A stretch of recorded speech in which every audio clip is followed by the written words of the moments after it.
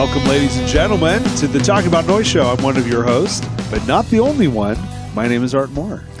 And I am a guest here, attempting to be a host. Why are you being weird about this? You're a host. You're part of the show. You're an integral part of the show. You're one of the most important. There's two important parts. You're one of them. I just happen to be the other. This is true. And we're super excited. So I heard you got some new toys in the studio here.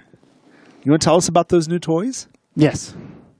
What are you doing? I don't know. You're being so weird. I just love this microphone so much. It's nothing special, folks. It's just an SM58. But let me tell you, it's got a very interesting smell to it that Eric seems to like. For some reason, I was like, are you sure? Oh, it is. It is an SM58. What is the problem here?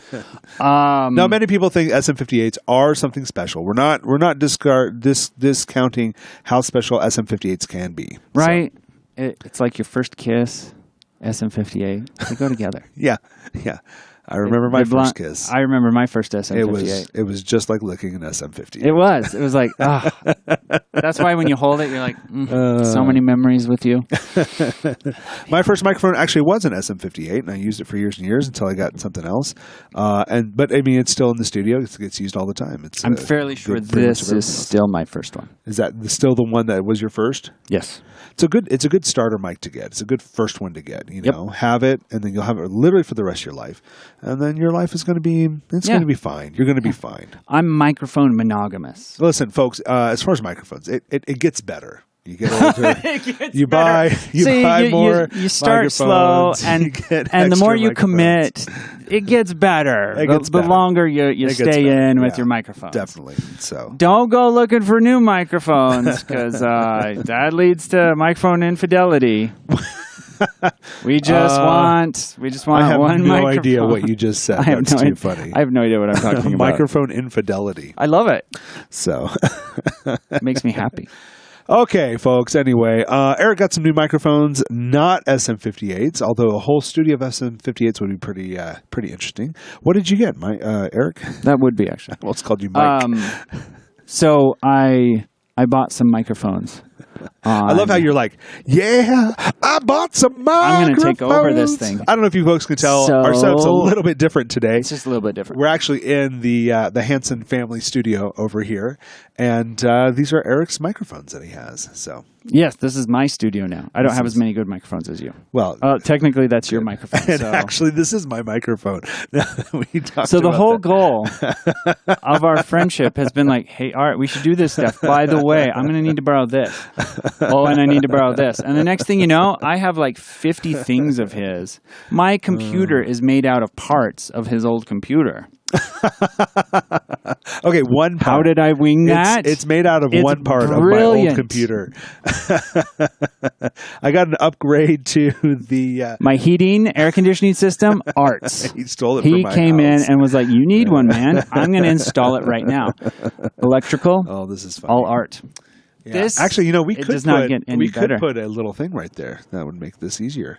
A little thing. A little electrical plug. That was. We could wire up your whole ceiling and just plug everything into the ceiling. Oh, we could. Yeah, that'd be a great idea.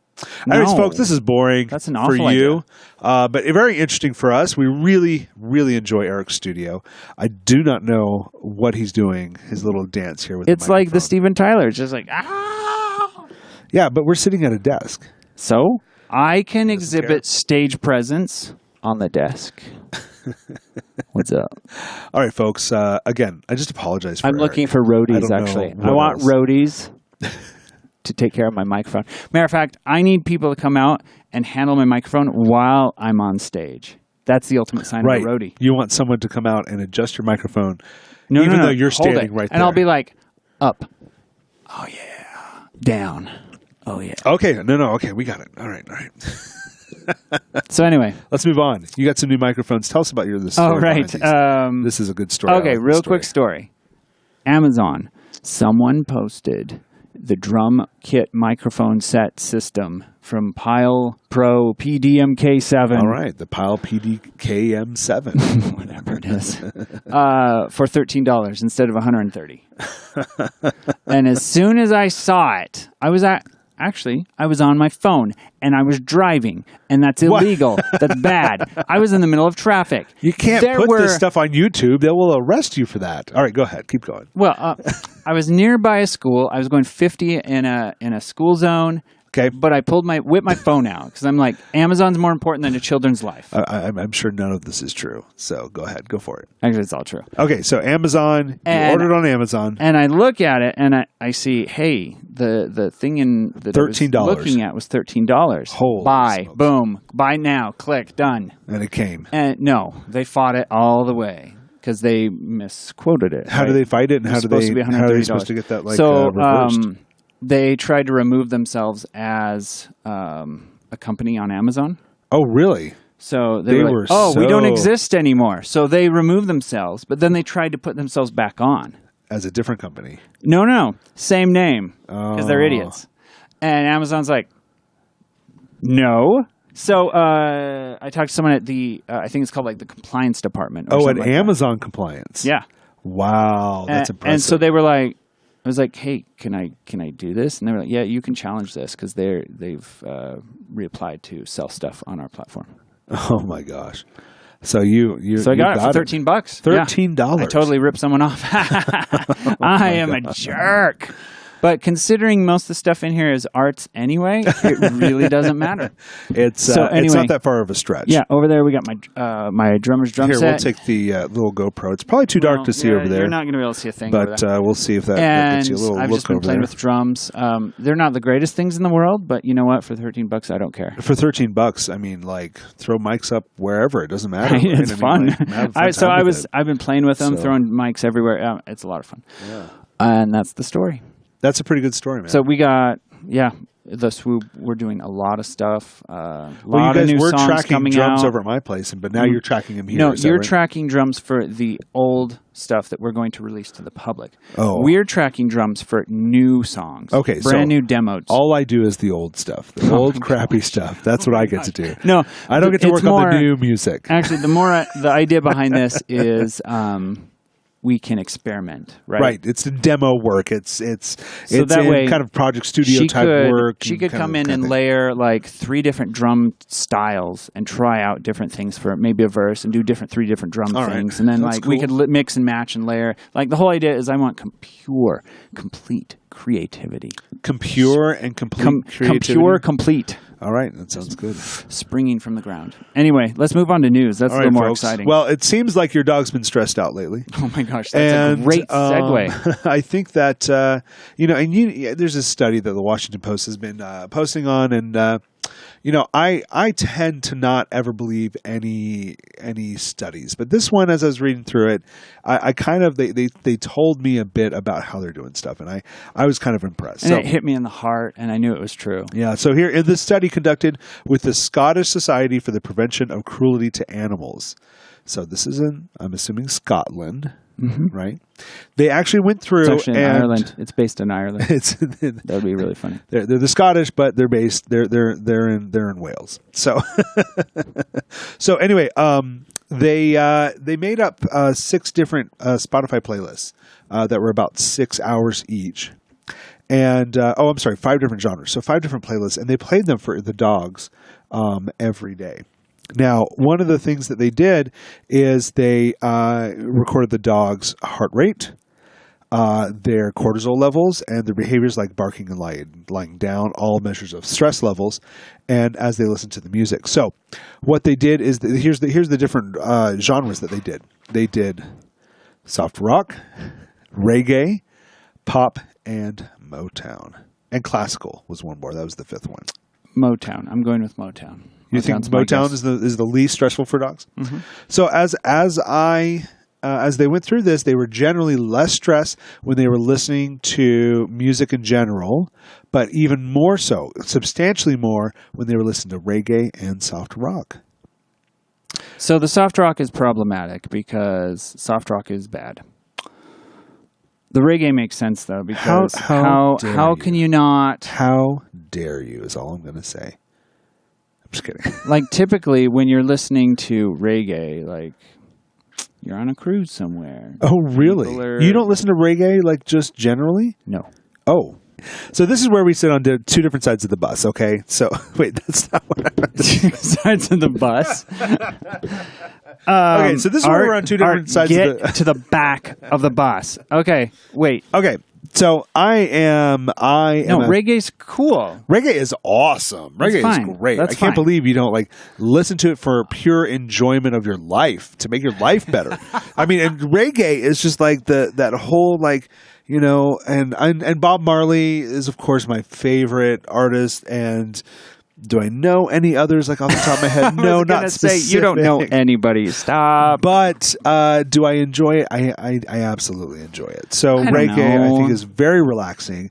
When I used to when I had a hard time, this wasn't very, very often. I would take a little mental support, a little Xanax, right? Help you just kind of chill out a little bit. Okay.